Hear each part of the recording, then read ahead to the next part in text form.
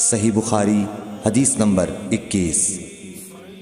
حضور اکرم صلی اللہ علیہ وآلہ وسلم نے ارشاد فرمایا، جس شخص میں یہ 3 باتیں ہوں گی وہ ایمان کا مزہ پالے گا۔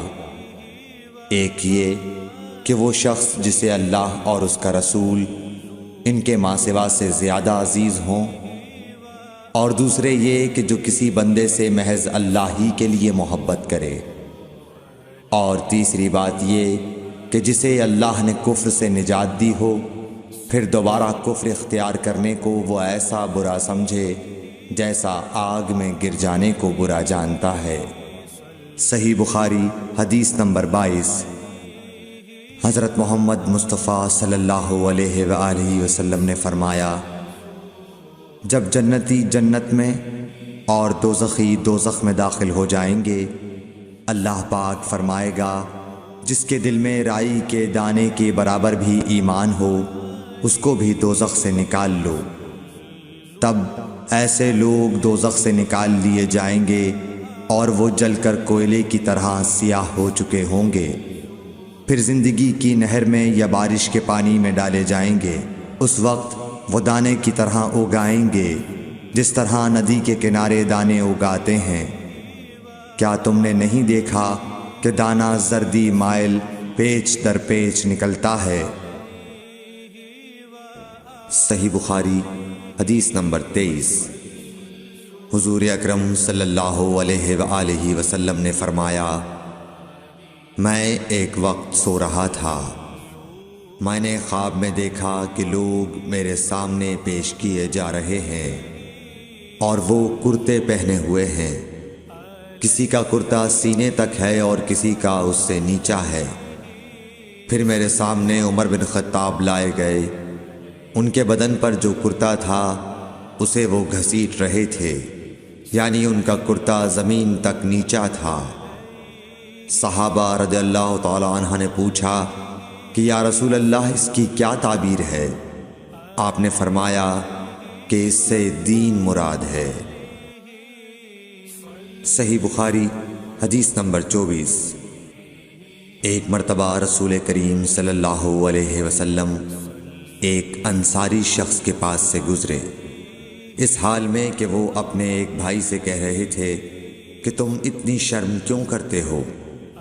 آپ نے اس انصاری سے فرمایا کہ اس کو اس کے حال پر رہنے دو، کیونکہ حیا بھی ایمان ہی کا ایک حصہ ہے۔ صحیح بخاری حدیث نمبر 25۔ رسول اللہ صلی اللہ علیہ وسلم نے فرمایا، مجھے اللہ کی طرف سے حکم دیا گیا ہے کہ لوگوں سے جنگ کروں اس وقت تک کہ وہ اس بات کا اقرار کر لیں کہ اللہ کے سوا کوئی معبود نہیں ہے، اور یہ کہ محمد صلی اللہ علیہ وسلم اللہ کے سچے رسول ہیں، اور نماز ادا کرنے لگیں اور زکوٰۃ دیں۔ جس وقت وہ یہ کرنے لگیں گے تو مجھ سے اپنے جان و مال کو محفوظ کر لیں گے، سوائے اسلام کے حق کے۔ رہا ان کے دل کا حال تو ان کا حساب اللہ کے ذمے ہے۔ صحیح بخاری حدیث نمبر 26۔ رسول اللہ صلی اللہ علیہ وسلم سے دریافت کیا گیا کہ کون سا عمل سب سے افضل ہے؟ فرمایا، اللہ اور اس کے رسول پر ایمان لانا۔ کہا گیا اس کے بعد کون سا؟ آپ نے فرمایا کہ اللہ کی راہ میں جہاد کرنا۔ کہا گیا پھر کیا ہے؟ آپ نے فرمایا حج مبرور۔ صحیح بخاری حدیث نمبر 27۔ رسول اللہ صلی اللہ علیہ وسلم نے چند لوگوں کو کچھ عطیہ دیا اور سعد وہاں موجود تھے۔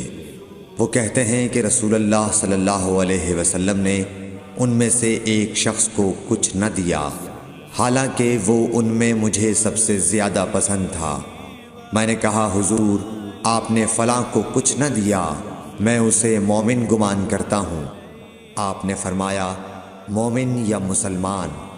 میں تھوڑی دیر چپ رہ کر پھر پہلی بات دہرانے لگا، حضور صلی اللہ علیہ وسلم نے بھی دوبارہ وہی جواب دیا۔ پھر آپ نے فرمایا کہ اے سعد، باوجود یہ کہ ایک شخص مجھے زیادہ عزیز ہے، پھر بھی میں اسے نظر انداز کر کے کسی اور دوسرے کو اس خوف کی وجہ سے یہ مال دیتا ہوں کہ وہ اپنی کمزوری کی وجہ سے اسلام سے پھر جائے اور اللہ اسے آگ میں اوندھا ڈال دے۔ صحیح بخاری حدیث نمبر 28۔ ایک آدمی نے رسول اللہ صلی اللہ علیہ وسلم سے پوچھا، کون سا اسلام بہتر ہے؟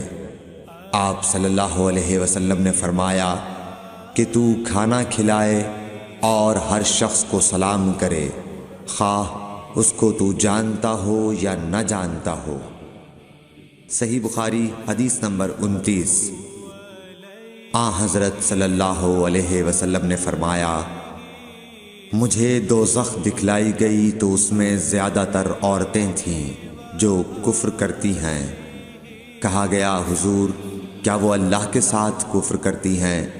آپ صلی اللہ علیہ وسلم نے فرمایا کہ خاوند کی ناشکری کرتی ہیں اور احسان کی ناشکری کرتی ہیں۔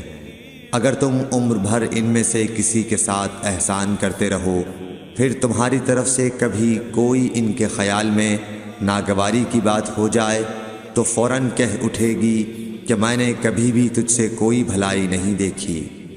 صحیح بخاری حدیث نمبر 30۔